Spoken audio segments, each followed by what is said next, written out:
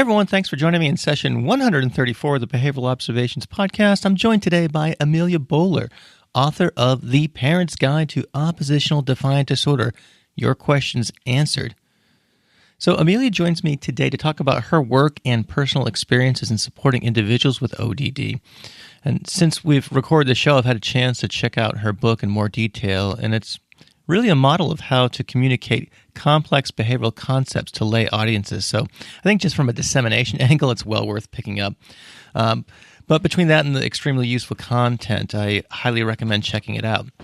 In this podcast, Amelia demystifies the term ODD and distinguishes it from other emotional behavioral disorders.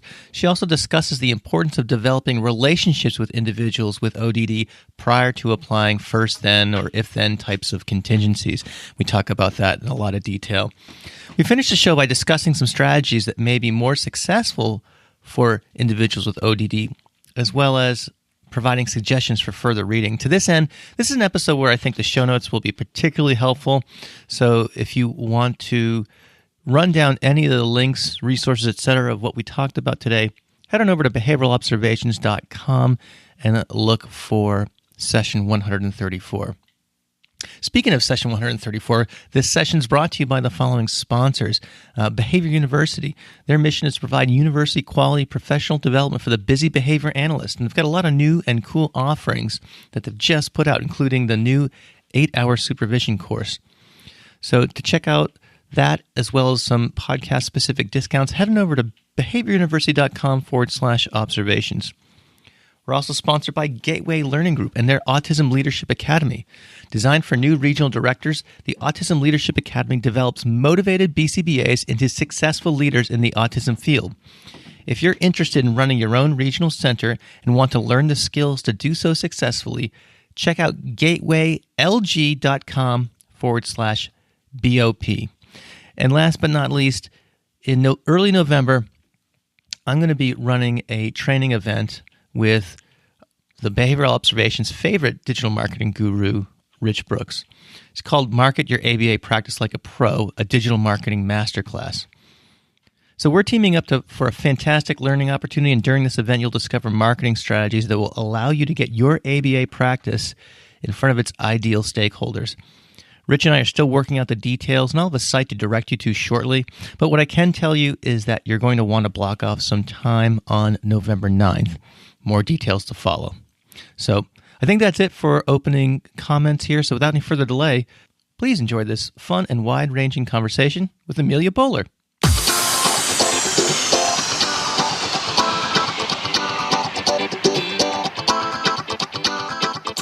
Welcome to the Behavioral Observations podcast, stimulating talk for today's behavior analysts.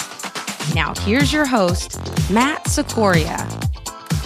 Amelia Bowler, welcome to the Behavioral Observations podcast. How are you doing today? I am doing very well and so excited to be here.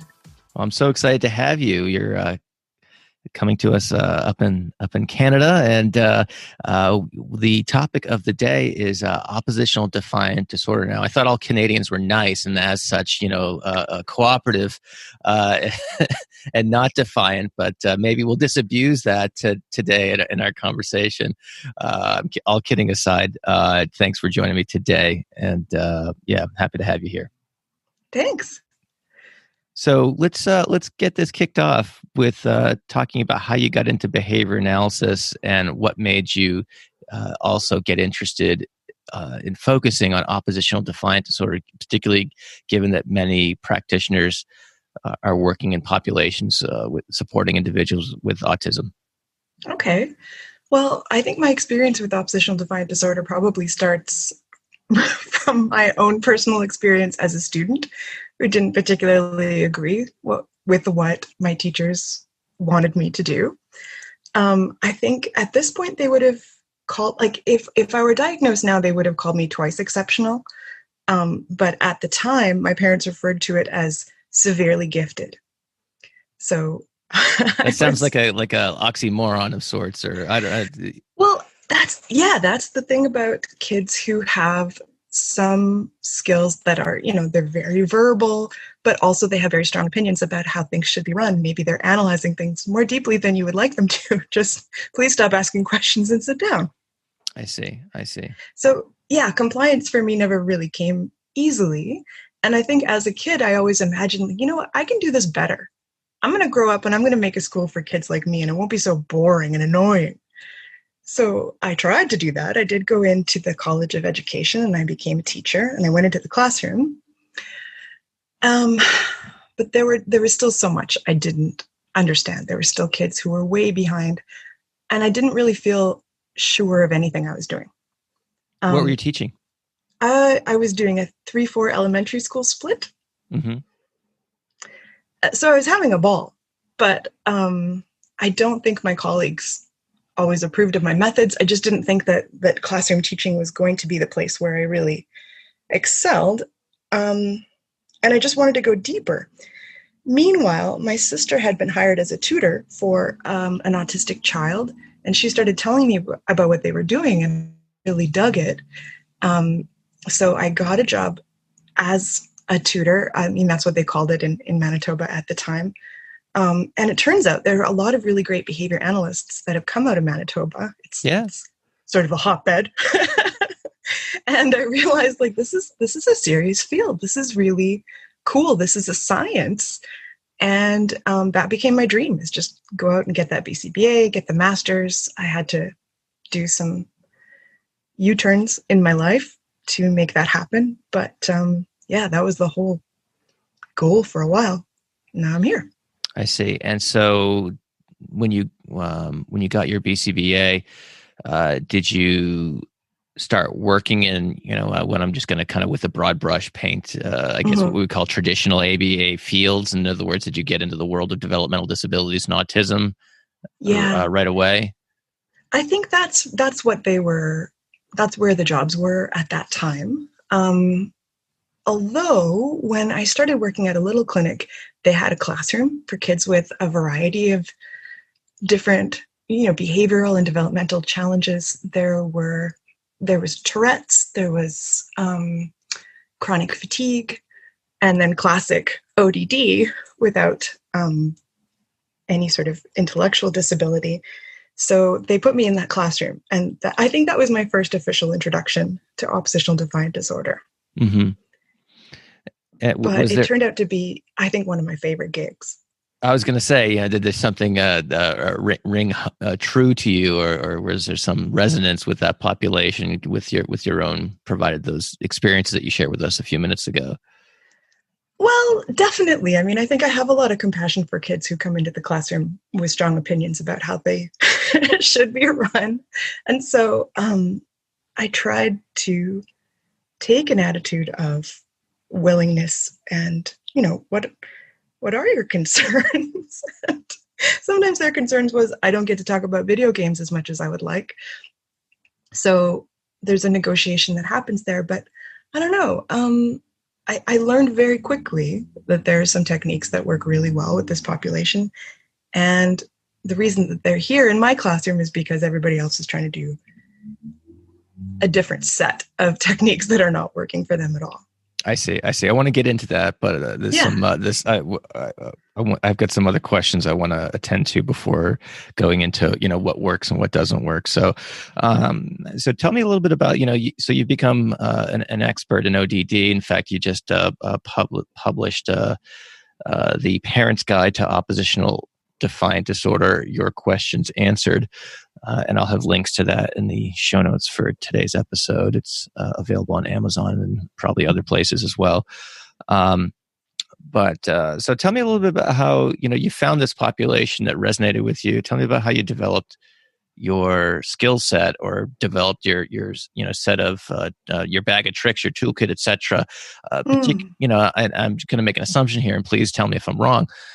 But traditional kind of ABA programs, sometimes don't necessarily equip us practitioners for working with these populations of kids who, have lots of language, have, average or high IQ, and have, a different set of challenges that they present to the practitioner, families, etc.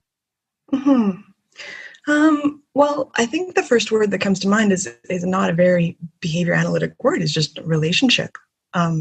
I genuinely enjoyed these kids and wanted to know what they were thinking and feeling. So I think being able to tune into their emotional state on a given day and adjust my communication style and expectations was really important, because these are kids who they don't mask very well. In an average classroom, there might be a lot of kids who are having a bad day and you never hear about it. But for these kids, if they're having a hard day and you have priorities that are in a different direction, it's going to get colorful and loud. So being willing to hear what those things are up front and helping them to share that information with me, maybe rather than prioritizing my agenda, I think that was important. The other word that comes to mind is strengths-based. So that's a word I think that's very common to social workers and teachers, but I haven't heard it so much in the ABA world. And so, for instance, there were kids who had never written a full-length written assignment. But if I said, you know what you really need? It's a blog on Metro Man. The world needs to hear all your opinions. This child becomes an extremely prolific writer. I see. So being able to tune into the existing reinforcers, but maybe, I don't know. I really think it's much more relationship based than contingency based with a lot of these kids. Well, I guess as you're kind of describing this, I'm wondering if that's actually an either or is this a false choice? Because it sounds like developing a relationship is behaviorally we could probably break that down as basically becoming reinforcing to that student.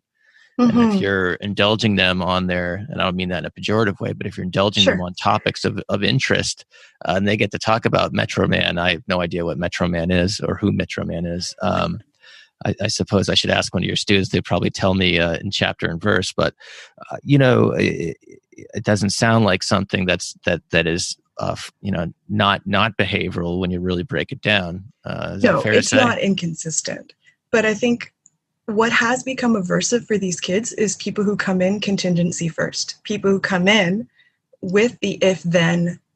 And so the relationship becomes based on challenging the control and the access rather than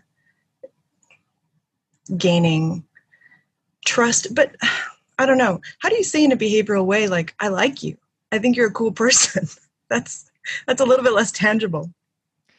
Yeah. I mean, I don't, know these particular children that you're, obviously referring to, but I've worked my fair share of cases with kids with, and I'm going to use the term emotional behavioral challenges, which is, includes ODD and the whole, alphabet soup of other, things like ADHD, et cetera. And, again, I would say that, with, obviously there's some authenticity, it's one of those things. If a kid is really aversive to the practitioner, and some, let's face it, there are some kids we like more, we gravitate to more than others. Sometimes a particular repertoire behavior that a kid is displaying might be particularly off-putting, and things like that. But certainly, like I said, I don't know, I'm just reflecting back on what you were saying in terms of, again, allowing them to talk about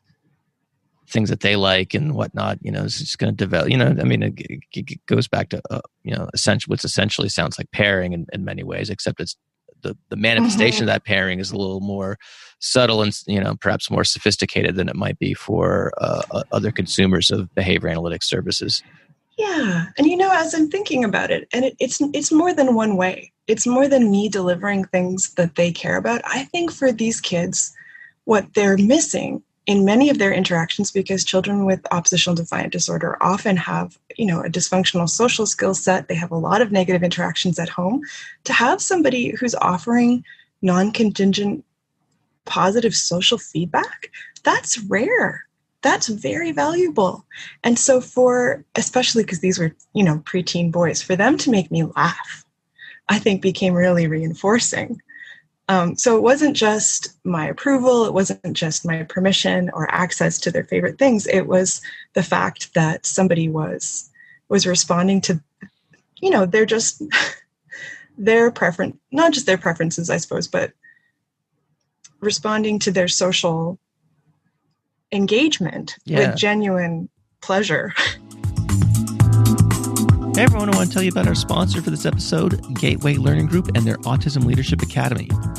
The Academy is an exclusive masterclass in leadership that develops motivated BCBAs into successful leaders at Gateway, as well as in the autism field more generally. When you join Gateway Learning Group as a regional director, you'll immerse yourself in the Autism Leadership Academy.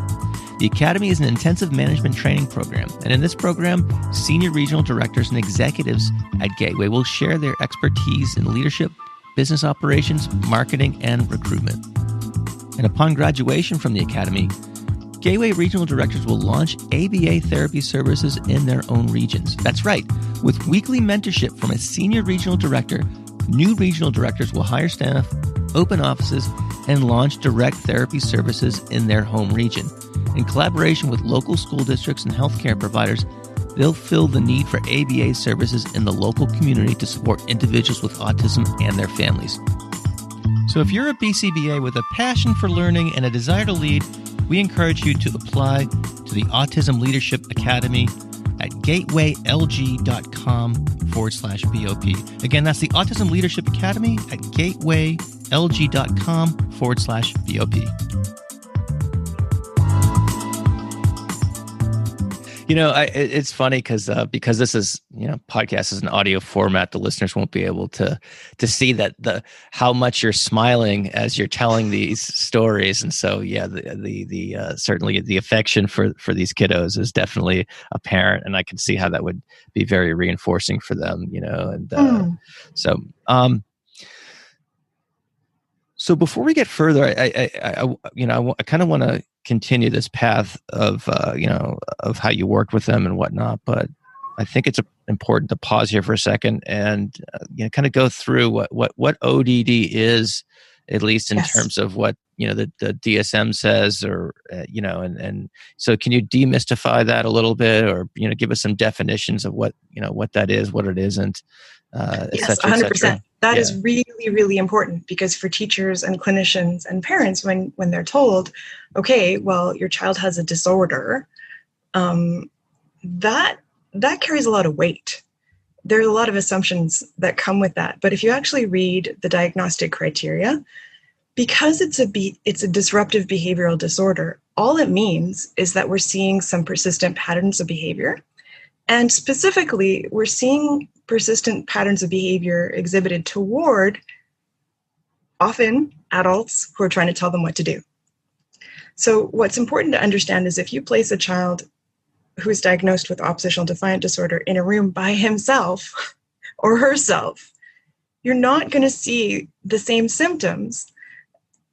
It's just not visible. I mean, there are other disorders, for instance, that are more sort of neurobiological, like ADHD, where a kid with ADHD has ADHD 24 hours a day.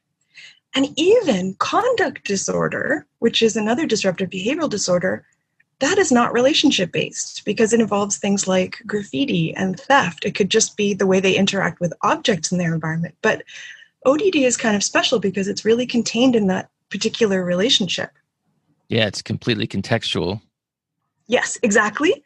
And what I don't like about the diagnosis itself is the words oppositional and defiant tell me a lot more about how the adult in the situation is feeling than what the child is experiencing. Oh man, I couldn't agree with that more. If I had a nickel for every teacher who said this kid's defiant, and which means basically this kid's pissing me off, Yeah, I feel defied. Obviously there are more important contexts in which not following directions is important. It's not at least from my perspective that at the end of the day, when the fire drill goes off, you have to line up, you have to follow all those instructions and things like that. So I don't want to at least make the case that that it's all about that immediate compliance is always bad, if you will. No. There has It's to be really some not level of about cooperation compliance at all, because there are kids who are very, very non-compliant, but because they have a communication style that's not so aversive to the adults, they get away. They get a lot further. Like, oh, I couldn't possibly. I have a stomach ache. Or would you mind if I finish my toast first? Like, that's not compliance, but it's socially acceptable and it's not offensive. So we call it something different, but functionally it could be exactly the same. I see. So if I'm hearing you correctly, ODD falls under the umbrella category of a disruptive behavior disorder. Mm-hmm. Okay. So what do we know about ODD in terms of its demographics, prevalence, et cetera, et cetera? Yeah, that's a really good question. And unfortunately, because the diagnosis includes so many different struggles, and you can give the diagnosis based on a limited number of items on that list, what you end up is a very heterogeneous group that gets studied in the psychological literature and correlated to all kinds of things, but the correlations are not necessarily causation. So it's so hard to say much that's definitive about these kids because we don't get to see the subgroups. So for example, in the diagnostic criteria, you have a list of criteria that involve irritable behavior. So the kids who are angry, easily annoyed, sassy, spicy meatballs, these kids are just, there's an emotional tone. There's a charge to it that's very sort of negative or aggressive in the way they're communicating or reacting. And often, they may feel threatened by a lot of things that we don't expect them to be threatened by. But there's another chunk of the list that's more about motivation, like the things that they're going toward. They may be very persistent. They may be very dogged.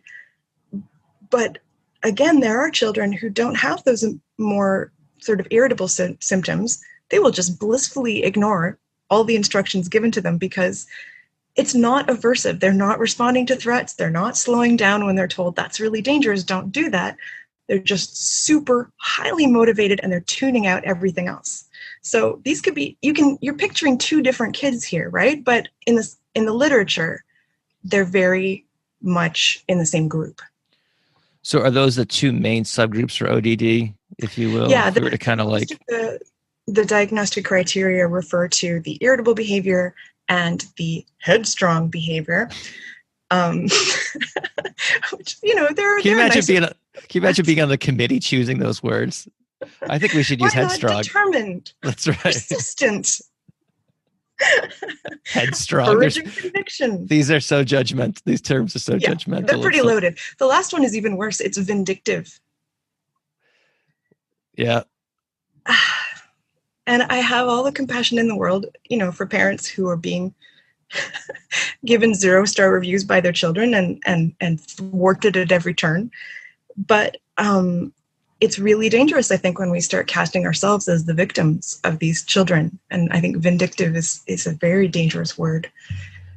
What it means, essentially, behaviorally, is when the child is angry, they respond in a way that maybe is intended as a punisher.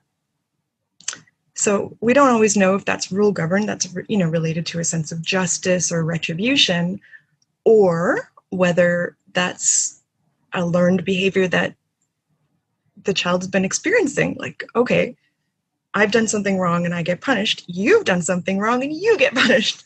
But when kids do it, we call it vindictive.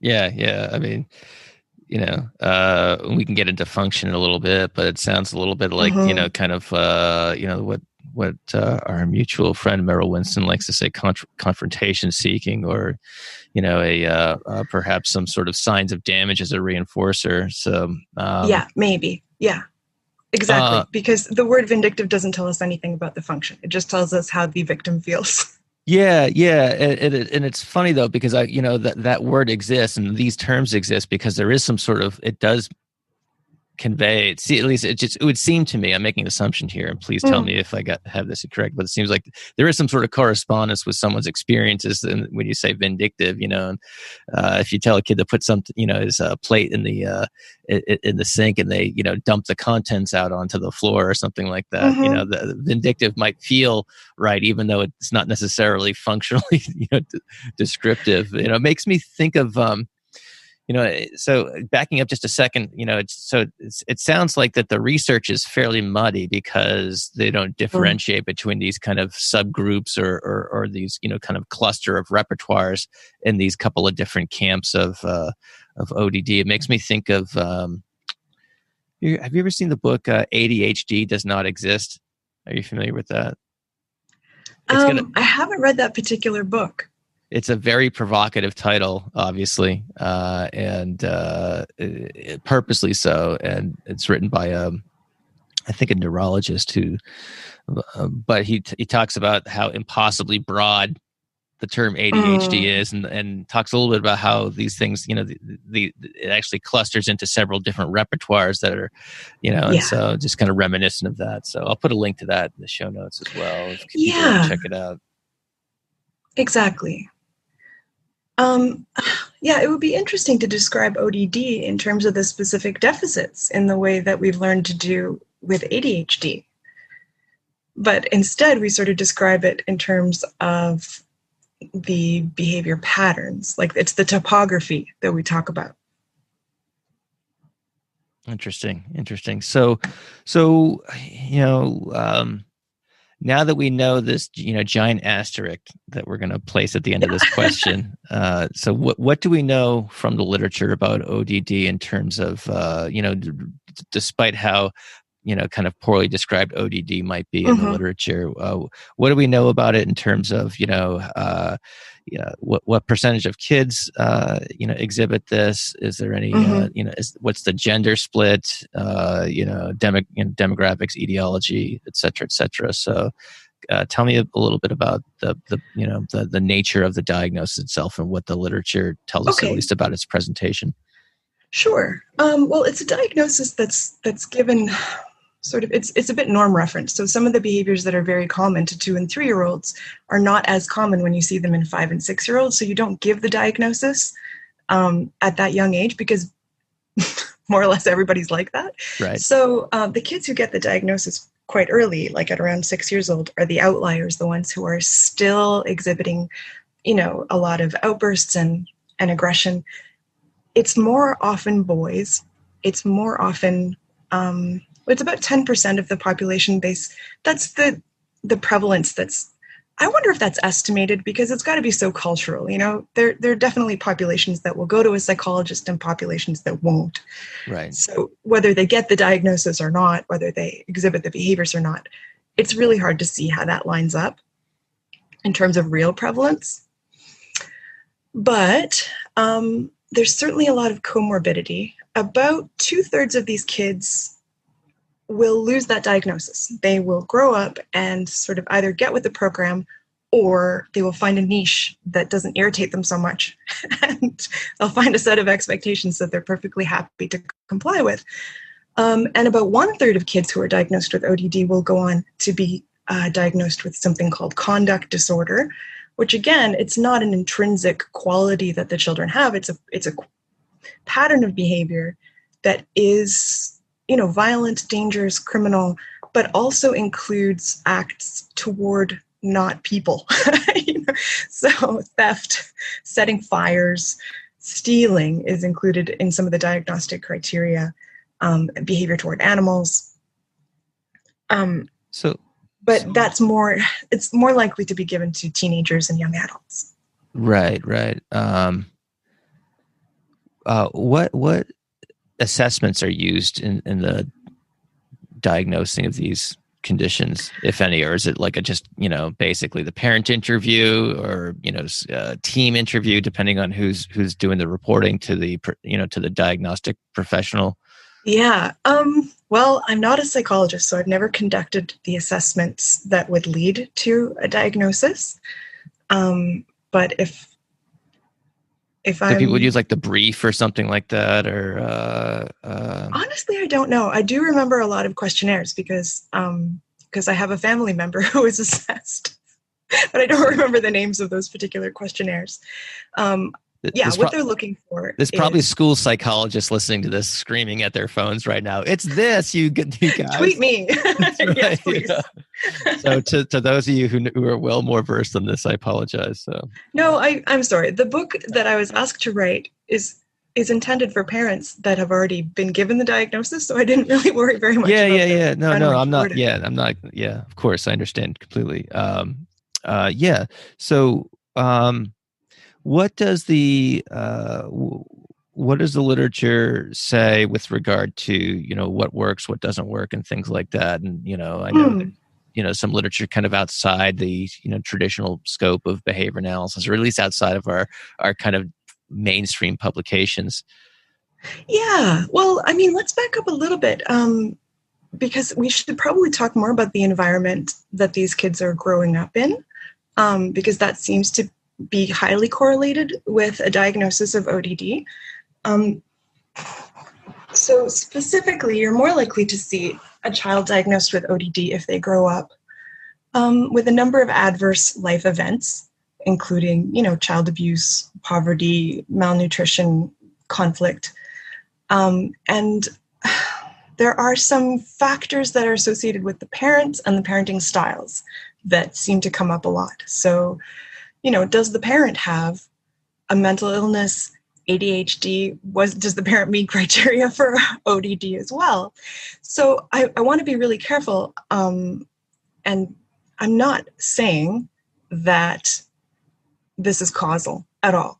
I'm just saying that there are certainly links that we see when we look at the data.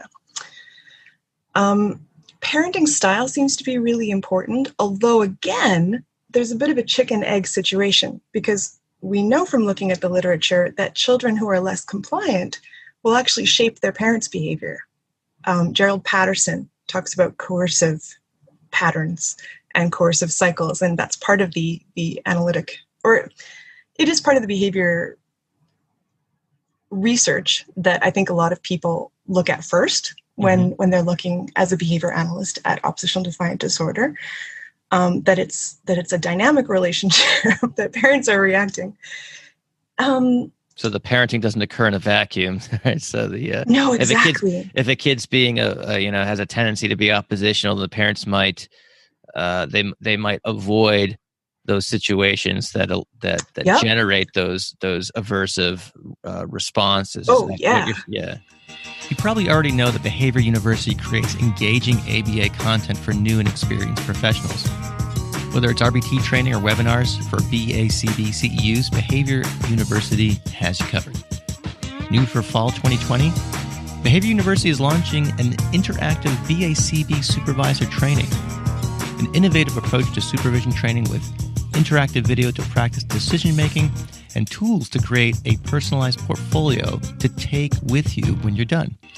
The course is designed to guide new supervisors through applying the important skills required for effective supervision to their own unique experiences. Behavior University also offers 2 tiers of RBT training. Choose the essentials for the 40-hour course or the premium to add a full kit of study materials and a full-length practice exam. In addition to these features, supervisors can now purchase access to these RBT courses so they can monitor any RBT training for course progress and quiz performance. Supervisors will also receive tools and content to support training of new staff. Users rave about Behavior University RBT training, calling it the clearest instruction, the course that made it stick, amongst other comments. BCBA say that their staff clearly get it after taking their course. Behavior University is the brainchild of Drs. Jessica Love and Shannon Crozier, 2 BCBA-Ds with a passion for applied behavior analysis and evidence-based practices. So to check out what they've built and to get podcast-specific discounts, head on over to behavioruniversity.com/observations. Yeah, you know what? Sometimes I skip over this part because to me, it's really obvious, but maybe we should just spell it out because it may ring some bells with people. Please. When kids are when kids don't respond to the parents' most reasonable, gentle, supportive, animated, engaging requests, essentially they're putting doing extinction procedure on the parents. So either the parents may withdraw and say, like, okay, it's not even worth asking, or they may get more aggressive. Like, well, what if I said this a lot louder? Right. And sometimes parents are imitating what they learned from their parents. So if that works, that becomes the default. Or if the child's if the responses are inconsistent, then the parent's style becomes inconsistent. Like, this isn't working. I've got to try something else. I have to figure this out. So what we refer to as inconsistent is maybe a parent just trying to adapt, just trying to figure out what's going to work this time. Also, yes, it's true that kids who are diagnosed with ODD often come from homes that have lower socioeconomic status, that have marriage difficulties, parents with mental health difficulties. But of course, it's important to say that if your child is being suspended on a regular basis, if you don't sleep well at night because your child has a number of demands that they wish to discuss with you at midnight, this is going to put a strain on your job, a strain on your finances, a strain on your marriage, a strain on your mental health. So it's really hard to say what came first. Barkley is one of my favorite guys for, what's his first name? Russell. Do you know who I mean? The ADHD guy? Yeah, Russell Barkley. Thank you, Russell Barkley. Yes. One of the most interesting experiments I saw from him on the parent-child dynamic was he actually used a bunch of kids as their own control group on and off medication. And what he measured was, of course, the children's behavior, but also their moms. How did their mom's behavior change between sessions, depending on whether their children had been given the medication, no medication, or a placebo? So we, as parents, based on the results of this, probably are easier to change and train than our kids are. I see. Well, what was do you recall the results of that study, by the way? Just as you kind of. Well, when the kids were, it's probably what you would expect. When the kids were on medication, they were less impulsive, more compliant. The parents were less likely to nag, more likely to be engaged and offer positive reinforcement. I see. Okay. And so are there, so let's talk about, what do we do about this? Now we have a better understanding of the dynamic, or I should actually ask, are there any other kind of foundational concepts that we can mention before we move on to? I do think it's important to try to look at this through as many lenses as possible. So, for example, one question that comes up a lot is there something cognitive about these kids? Is there something that we can see based on psychological testing that these kids can or can't do? And yes, sometimes the answer is yes. Sometimes there's an intellectual disability, so they're having difficulty with problem solving. They're having difficulty with social skills. There are definitely those kids who are not seeing the logic of the expectations or not anticipating what the consequences of their actions are going to be. But there's a large group of kids who are diagnosed with ODD who don't seem to have any executive dysfunctioning issues at all. You can test them on their ability to stop and go and ignore information, or, all those lovely executive functioning tests. Sure. But the most interesting study I found on those guys there's a bit of a masking effect. When typical kids are given an executive functioning test and then given, I love the design of this experiment so much. They're given games to play that are frustrating. So they're told to play a game and it freezes. I'm pressing this button and nothing is happening. Or they're told to play a game and the other player is behaving unfairly. Like, you're not helping me. You're supposed to be on my team. So the design of the experiment was to irritate these children. Oh, man. So they took these typical kids and they took the kids that were diagnosed with ODD, gave them the executive functioning test before, no significant difference. Irritated them, tested them again, and of course the kids who are typical are going to be a little bit flustered. But the kids who were diagnosed with ODD scored much worse on the tests of executive functioning after they had these sort of social and just frustrating or stressful situations. So I think a lot of our assumptions about what kids who are diagnosed with ODD can or can't do, we really have to take into account how their emotional state is affecting their cognitive abilities and really depressing their skill sets. Fascinating. So I'll have to run down that reference so we can put that in the show notes as well. So Sure. I'll make a note of that. Okay, that's super important, certainly, and that probably would provide some guidance to caregivers about when the optimal time is, if kids comes in from recess and the Foursquare game didn't go their way. Maybe that gives them a little bit of information about when to really set limits or when to maybe give them a little bit of latitude if they're trying to get them to follow some Yeah, a lot of our behavior management techniques focus so much on what's happening in that moment or what's going to happen in the next 2 minutes. And sometimes it's about what happened half an hour ago. There were some interesting studies in sort of group homes about how compliance was shaped by access to preferred activities. And the power of these preferred activities was, I wish I could remember the term, but they were so helpful in establishing cooperation and a good mood for the rest of the day. There was a special term. Rats, I forgot to look that one up before we talked. But generally speaking, I just really want to encourage people to think outside of the moment and the choice, make a good choice, because there are so many factors leading up that are affecting the motivating operations. I see. Very important information. Thanks. So I know you wrote your book for parents, and but and in addition to the recommendations and guides for parents, I'm interested in guidance more generally for anyone who's working with kiddos in this population. So I'd like to ask you a couple of questions about that. Before we do that, tell me about how the book came up. You said you were asked to write the book. So can you just tell me the story about how you got into this authorship business here?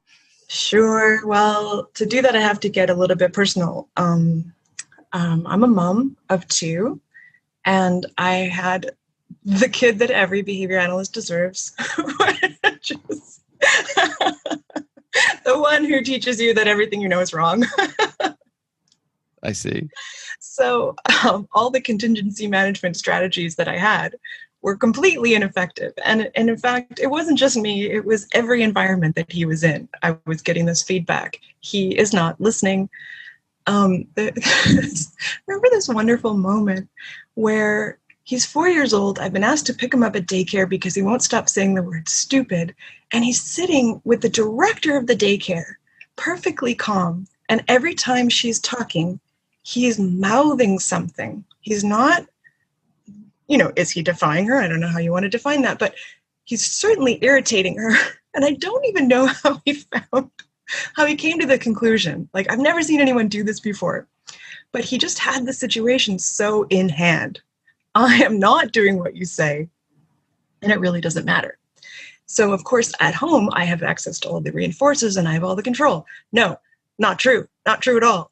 There's no situation that can't be escalated with this guy. Like, what's going on? So I really had to rethink and do a lot of research. And unfortunately, when I look up a lot of these things, oppositional defiant disorder comes up, and oh no, like it must be my fault. I'm doing something wrong. Wait, no, I'm a parent trainer. Like, this isn't making any sense to me. So I just started digging deeper and I started blogging about it. I write at ameliabehavior.com. It's behavior with a U-R. And it caught the attention, I guess, of an editor at Jessica Kingsley Publishing. So she said, "Can you write this book?" And I said, "Oh, heck yes." Okay, very cool. So, what was in addition to your personal experiences? Can you talk about your, how you researched the book, and what sort of how you kind of dug into it and came to the conclusions that you did in writing it? Sure. Yeah. The interesting thing about kids' behavior is that there's so many angles that you can take, and there's so many different cultural factors that you need to take into account. So I tried to read as much international literature as I could, because I don't know if this is purely a North American phenomenon. I tried to read outside the field as much as I could. So what do social workers have to say about this? And what do teachers have to say? Psychologists, psychiatrists, what's the medical angle? And I dug as deep as I could into whatever I could understand about the physiological basis of, let's say, motivation and inhibition. Like, is there something different, or is this entirely learned? So yeah, it was 4 months of sitting in a chair and reading a lot of papers, but it was such a joyful experience, because there are very few situations in which I get such free reign to really dig in and say, okay, but what about this? And what about this? And what about this? That's cool. So, we just had another podcast talking about, the topic was trauma, and the guest, Dr. Camille Kolu, was talking about looking into the literatures from other disciplines. And an example she gave is that she finds a lot of helpful stuff in the journal Research and Social Work Practice. Mm-hmm. Is there any kind of treasure trove outside of behavior analysis that you found particularly helpful, just in terms of whether a particular journal or a particular kind of discipline or anything like that? Well, this is going to sound like a cheat, but thanks to my editors, they let me put in all the footnotes. They let me keep all the references. And I really tried not to say anything in the book that I couldn't back up. But I don't know that they were concentrated in one particular area. The problem is, I'm still finding keywords that are interesting. So, for example, there's a paper I was trying to download this morning that was a study of irritability. That's a really cool approach. And a behavior analyst wouldn't necessarily say it that way. So, yes, I'm sorry. I think fine. This is going to be something that we continue to look at from as many different angles as possible. And the best advice I have is just keep your ears open and listen to how other people are describing the problem, because that's going to frame how they investigate the problem, and it may give you some angles that you haven't looked at yet. Yeah, and it sounds like you were successful in kind of breaking those perhaps unfamiliar, uncomfortable terms and other disciplines use into behavior analytic concepts. So it was very scary. I was imagining as I was writing, all the BCBAs looking over my shoulder. Oh, what do you mean by emotion? I don't know. Yeah. Can you graph that? Yeah. Well, again, I think I think there are obviously way more kids with these kind of emotional behavioral disorders than say like autism. So expanding the scope and practice of behavior analysis. These are important things that we need to be more effective in and be bigger players in. So I would say congratulations on kind of extending yourself in such a way, despite the vulnerability that you felt in doing so. Well, there was one researcher in particular, actually, now that I think of it, who really made me feel so much more comfortable, because his style is so behavior analytic, even though he's in the field of psychology. John Gottman is an amazing researcher, and he specializes in, marriage relationships are what he's most famous for, but he studied family relationships. And this became really important to me. And this is something I really want behavior analysts to understand. The work that gets done and published is often work that is institutionalized. That's where we get to put people. That's where we find our subjects, in hospitals and in schools. And sometimes this doesn't correspond very well to what's happening in homes. The contingencies are different, the relationships are different, the training is different. So being able to look at the work of John Gottman, who looked exclusively in this case at parents and kids and actually measured the parents' behavior in terms of how they were responding to kids in distress, how they were coaching or setting limits. That was really important to me. And I think he gave one of the best operational definitions of what warm, engaged, supportive parenting looks like. Because we don't develop that definition in an institution. It's just a different relationship. Yeah, totally. And I'm just seeing, I think now that many students are getting their schooling remotely, and parents who might also be working at home are kind of overhearing some of these, teacher-student interactions. There, I've seen a lot of Facebook, seen a lot of feedback on, Facebook and elsewhere, where, as parents are a little, and again, this I'm not trying to paint with too broad a brush, but there, I've seen people saying, I can't believe how the teachers are talking to to this class of third graders or whatever, so yeah, certainly those settings are different, and the interactions may be different as a result of that. And the responses are different. So for example, like a teacher or a parent that may sit down at the kitchen table and say something that a third grade teacher would say will maybe get a very different reply from the child in the kitchen versus in the classroom. Yeah, totally. So now that we're on the topic of parents, and so let's say, a parent is out there listening to this show, and one of their children is diagnosed with ODD. What are what should that parent know, and what steps should they take? How should they conceptualize, this challenge, and how do they go about supporting their child effectively? Well, I ended up writing an entire book basically on this question, and it was longer than the ones the publisher had asked for because there is so much to say.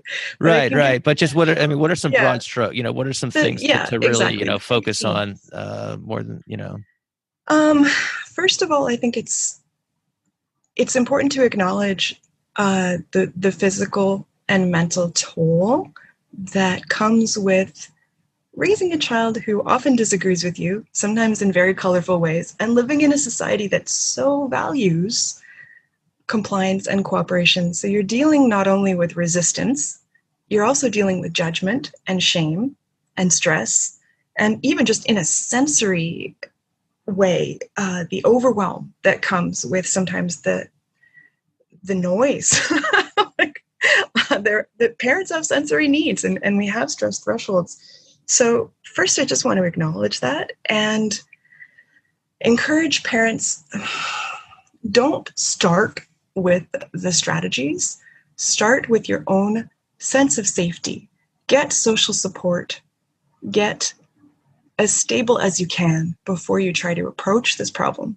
Because although, yes, you will be better off when your child is behaving more reasonably, your ability to regulate yourself, your ability to think, and this is maybe going to sound heretical, but think in an optimistic way, is actually, there's research. Mark Durand is a great researcher who included optimism training in his parent management courses, and saw not only a difference in how the parents behaved, but in how the children responded. They responded better to the parent management training when the parents were taught to take a more flexible, optimistic view of what was happening. There's definitely some acceptance that happens. So when there's a lot of verbal behavior, lots of covert verbal behavior that happens for parents. Like, why is this happening to me? What does this say about me? What's wrong with my kid? All of that will interfere with your ability to see what's happening in front of you, to really assess the situation. So that's my number one message. When you're dealing with this, acknowledge that your ability to see things clearly and rationally is going to be compromised by the stress, and see if you can balance that out a little bit before you try to carry out what is very often a sophisticated functional assessment and intervention. That's a great point. So what is the next step then? Let's say, you do some training with the parent around that, and we don't need to get into particulars of how that works, because that's obviously, probably a book unto itself. But yeah, Mark Durand does a better job. So what would be the next step after that piece, after, kind of underscoring the emphasis on? Yeah. So if you're coming into this situation with a sense of safety, what I would recommend is looking at your child from the perspective, not necessarily of deficits or divergence from norms, but really focusing on what are the strengths. And sometimes even those really frustrating things, those things that are aversive for us, those can be cast as strengths too. Like, wow, you really have a strong sense of justice. Wow, you are so expressive. You're and this is not necessarily things that you have to say out loud to your child, but just noticing the ways in which your child's qualities can be construed as positive, can be understood as valuable. Because if you feel like you're fighting on every single front, like, okay, don't be like that, but also don't be like that, and you shouldn't be so much like that, like it's really hard to offer positive reinforcement or really pair for yourself. Like, what are the things about your child that you find reinforcing? Because that's going to bring you back to the table. That's going to bring you, that's going to have an effect on your behavior as a parent, your willingness to stick it out in those aversive situations, because you know what those reinforcers are for you. Even if your reinforcers also include wine and time by yourself. Yes, very, very important things to have in your toolkit for sure. So that's the lens that I think we can bring, and I do think that that comes with a set of behaviors that involves just spending the time with your child doing those preferred activities for them, so you can really see them in their strengths when they're most comfortable, and they don't always associate spending time with you with being told not to do something. Got it. So I want to ask another question. So we've been talking about parenting for a few minutes here, but I also want to turn to a question that was suggested by Celia Heyman, one of my long time listeners, and she had a great question that she sent me. She said, what do behavior analysts get wrong when working with ODD kids? Are there any procedures in the quote unquote standard behavior analytic toolkit that may be contraindicated? I love this question. Yeah, it was so interesting for me to try to think of what the standard toolkit was, because I've been a bit of a rogue and a lone wolf for a while now. But I'll have a crack at it. All right, go ahead. Yeah. So, for instance, let's start with planned ignoring. Planned ignoring is a very common behavior tactic. But I just want to be cautious about recommending it in the case where, well, especially parents are using it with a very flat affect, because there's something about the parent-child relationship that it is not meant to be disrupted this way. And I don't know if you've ever seen video of the still face experiment. Do you know what I mean by the still face experiment? Mm-mm. Okay, so it's about how babies respond basically to planned ignoring. When a parent stops engaging, stops looking, stops talking, you see a predictable pattern. And it's heartbreaking to watch, because often, if the parent stops responding, what you'll see is, these are toddlers too. They're very sophisticated communicators, but when they can't use those skills, you can see the panic. So for instance, it starts with sort of some genial, like making noise, waving, mom doesn't respond. Some distress, mom doesn't respond. And then you just see them physically like fall apart, like just starting to writhe. It just seems so painful for the child not to be able to connect with a parent. So when you're seeing a planned ignoring procedure backfire, it may be more than an extinction burst. It may be extreme emotional distress. So we have to factor that in, because there's no reason to include that in a behavior intervention. It's not necessary. I see. So there may be some forms of planned ignoring that are less alienating, where we can stop offering maybe the kind of reinforcement that's being asked for in a dysfunctional way, but we can maintain the relationship and the sense of safety for the child. Like, I'm here. I'm still with you. I love you. But we're not going to do things the way you're trying to get them done. Yeah. So planned ignoring doesn't have to mean completely shutting down the parent-child relationship. And I think maybe teachers and clinicians get away with this more often because there isn't that deep emotional attachment to begin with. You know, it's okay if that goes away, the child can cope because I just met you. But we have to be careful about asking parents to do that so that they can do it safely. Right. So if I hear you correctly, a parent can basically say, I'm sorry, that's not reasonable. I'm sorry, we can't do that right now. And then just kind of, maybe continue to hold that line while maintaining or preventing access to whatever else that the child is seeking reinforcement for, whether it's access to an item or some other demand or something like that. Is that kind of what you're saying? I'm saying that planned ignoring could mean that we attend to some kinds of requests, but we don't necessarily offer. So for instance, kids who are disappointed, like, I really wanted to go over to my friend's house and I can't, and I'm mad about it, and I'm crying and I'm calling you names and I'm saying you're the meanest and I'm trying to push past you to go out the door. Okay.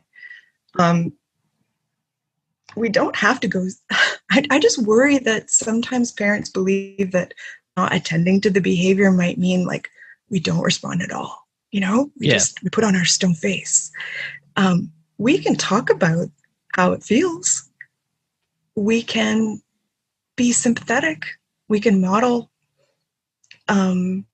listening and attending and socially supporting the child in their distress without reinforcing the pushing, without reinforcing the name calling.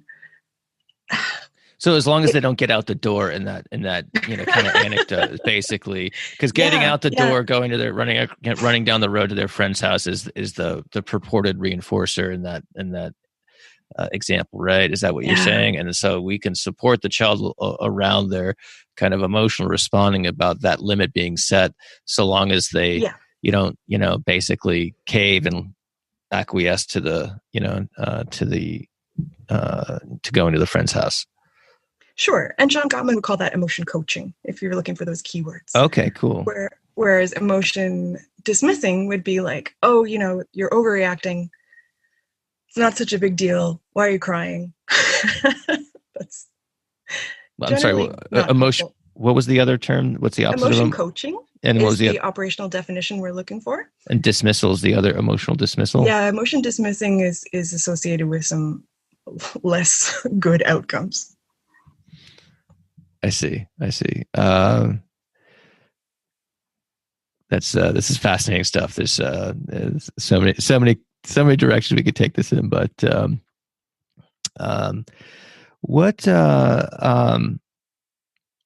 I know we just have a little bit more time here. So is there, I guess one of the things I want to leave listeners with is, what, from your point of view, obviously we're going to put links and things like that so people can grab your book, which I recommend doing so in the show notes for today's episode. But so aside from getting your book,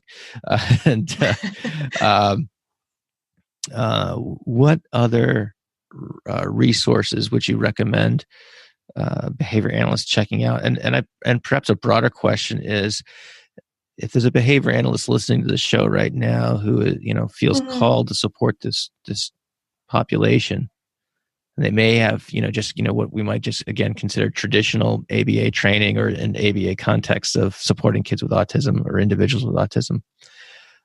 So they don't have a background in this stuff, and they didn't have the opportunity to kind of do the deep dive research that you did on it, or have the life experience. What would your recommendations be to that behavior analyst who really wants to get into serving this population? Okay. Well, I think what I'd really encourage them to do is to look as much as possible at antecedent interventions. The proactive stuff is so much more important because these kids often have a very high tolerance for conflict. They have a very high tolerance for social disapproval. So our ability to shape and inhibit their behavior once it starts to escalate, limited. There are very few really great interventions for shutting this down. What we need to develop are better interventions for preventing it. So that means really understanding what the triggers are. Sometimes it's anxiety. I don't know what's going to happen next. Sometimes it's difficulty switching from one topic to another or one task to another. So how can we forecast that? How can we preview that? What can we do to support some of these lagging areas? So Ross Green is a name that comes up sometimes, and I don't think that he should be dismissed at all, even though he doesn't always have great things to say about ABA. Yeah, I've actually been in contact with him. I'm trying to get him on the show. Oh, wonderful! And he was on the Controversial Exchange with recently as well, and I'll put a link to that notes today too. Yeah, because there are people who understand this from different perspectives, and I think he does have a useful perspective in terms of proactive problem solving and how we're modeling empathetic listening, how we're modeling negotiation. It is totally okay to have that conversation with the child instead of just give the instruction, follow through. We don't want them to do that to us. Why would we do that to them? Let's model the behavior that we want to see.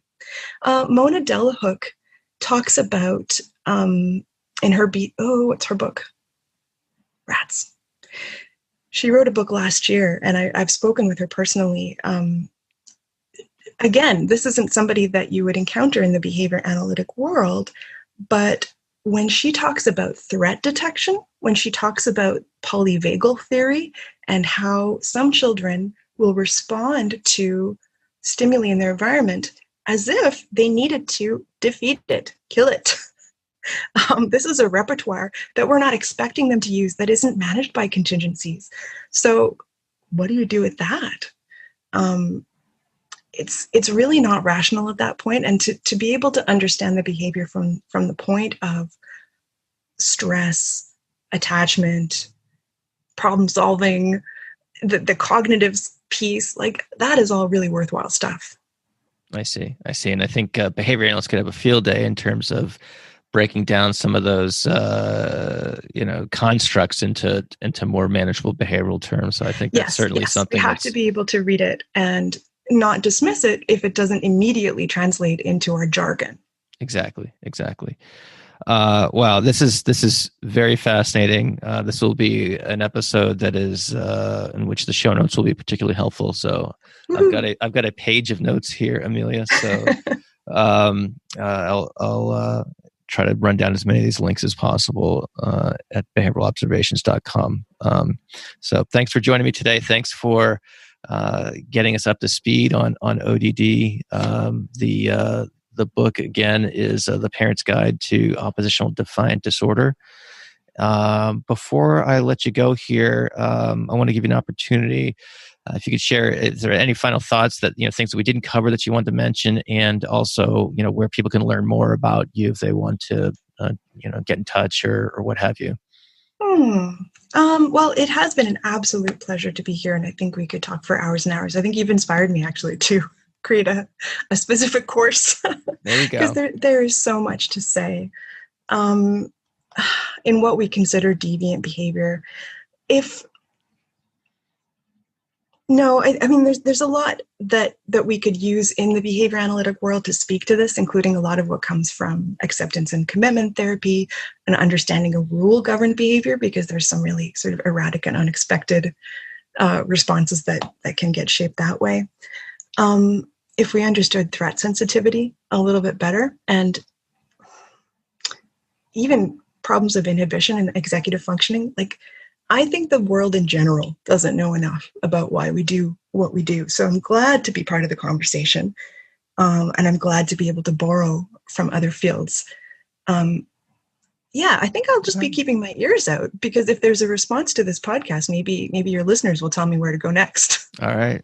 Very good. And so your blog, for people who want to check it out, is Amelia Behavior, and you put that U in behavior. Where so you can go to my name as well. I bought that domain for AmeliaBowler.com. Can't spell Canadian things. Yeah. No problem at all. This has been just a really fun conversation. Thanks so much for joining me today, Amelia. Thank you for listening to the Behavioral Observations Podcast with Matt Sikoria. You can find Matt's notes on this episode at www.behavioralobservations.com. We also invite you to stay connected with us on Facebook at facebook.com/behavioral observations and on Twitter at Behavior Podcast.